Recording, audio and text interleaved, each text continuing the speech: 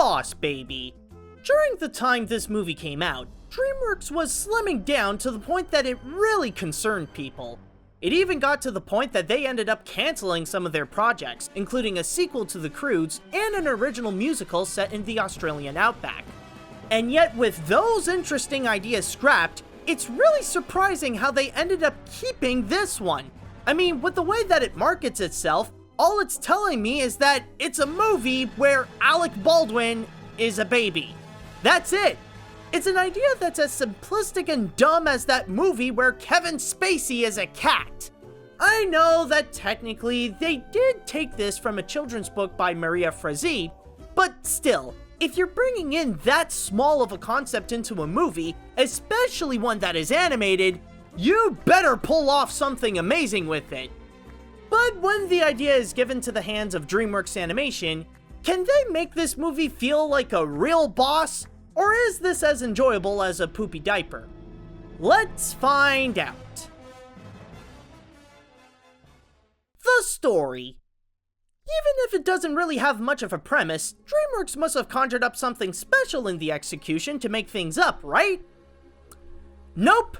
In fact, I would even say that this is possibly the laziest writing that has ever come out of the studio. Here's the thing. Tim gets a new baby brother that's also a secret businessman, and he hates him at first. But then the two decided to work together to save Baby Corp and for the Alec Baldwin baby to get out of the family. By the way, he actually doesn't have a name other than Boss Baby, so I'm just gonna call him the Alec Baldwin baby. But yeah, just by hearing that synopsis alone, all the events that you would think would happen, along with the old tropes that occur in between, does happen. You can't really get any more predictable than in here. Because of this, it takes away so much of anything that would seem fun and original and turn this into a very generic kids film. What's worse is that this even makes the heart of the story feel less effective. A key part of this film is the relationship between Tim and the Alec Baldwin baby, but it goes so much by the numbers on how their bond would grow throughout the picture that there's no real surprise intact. It's the same bland buddy movie plot that people have seen over and over with nothing new to make it stand out from the crowd.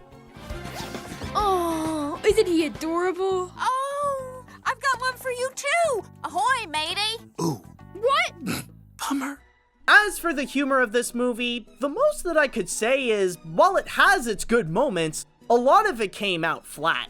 I mean, sure, Alec Baldwin does bring in some of his enjoyable wit, but it's like a diamond in the rough where you had to go through a lot of your typical baby jokes, pop culture references, and montages with popular songs before you get into a joke worth chuckling at. While there's nothing surprising in the story itself, what is, though, is how the writing came out absolutely weak. The animation. With a movie about Alec Baldwin as a baby, how would you interpret that as an animated feature? Well, I will give it that it did find a way.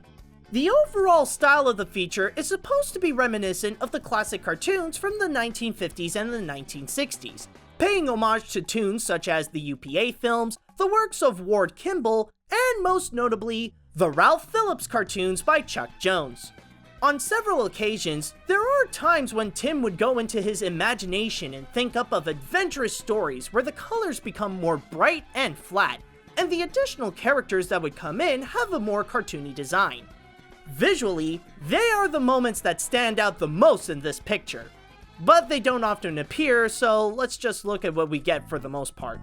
In terms of the design of the characters, they do share some strong similarities to Warner Bros. Storks. In there, the human characters like Tulip have this baby style where the eyes are bigger and they're structurally more rounded.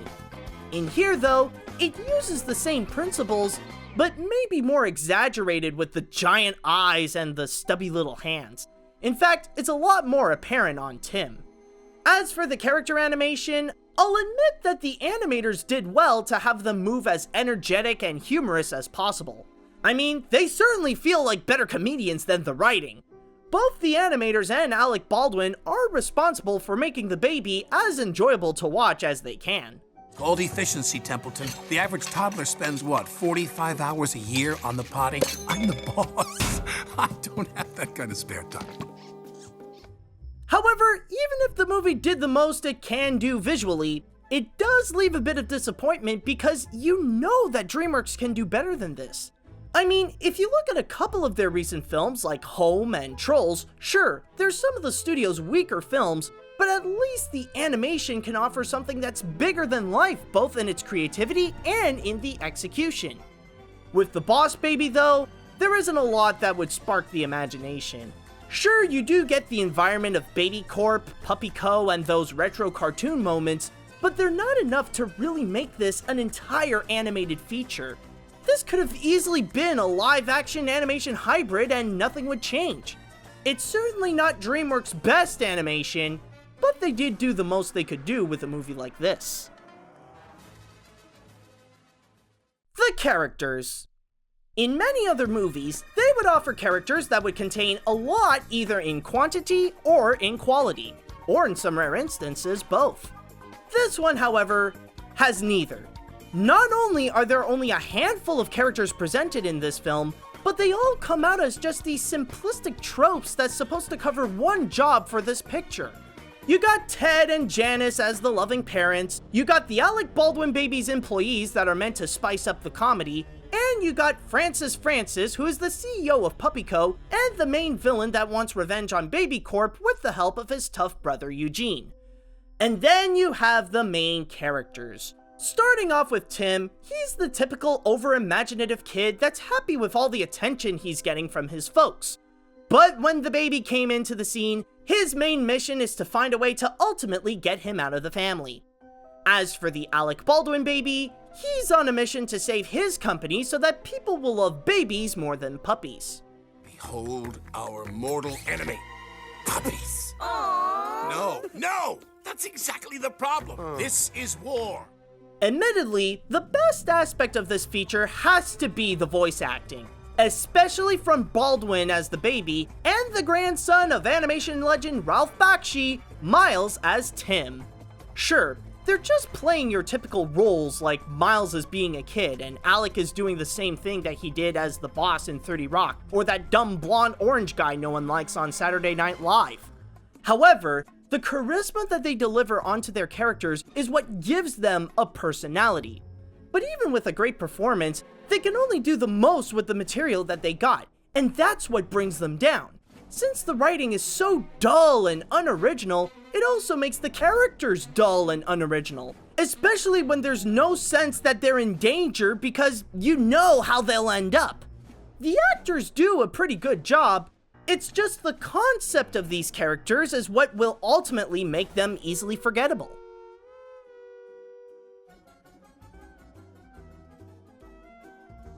This may sound a bit harsh, but this isn't just one of their weaker movies, it's one of their worst. The Boss Baby is the most dull and uncreative animated film that ever came out of DreamWorks Animation. Sure, it does offer some nice voice acting and some fun moments with the animation, but due to the poor and the incredibly lazy writing with a premise that's way too simple for a feature film, it ultimately became just your typical boring and generic animated feature. I would even say that this is a stereotypical kids film. At the most, even if you're a sucker for cute babies, my highest recommendation is that it's nothing more but a rental just as background noise. I'm sure it's not the worst DreamWorks film, heck, I'm even convinced that it's far from the worst animated film of the year. But with an unoriginal movie from a studio with a huge reputation like DreamWorks, you can't help but feel disappointed at the company. And that's why I give it the AniMat's seal of garbage, because even I know they could do better. Or maybe they're just saving up all their creativity for Captain Underpants.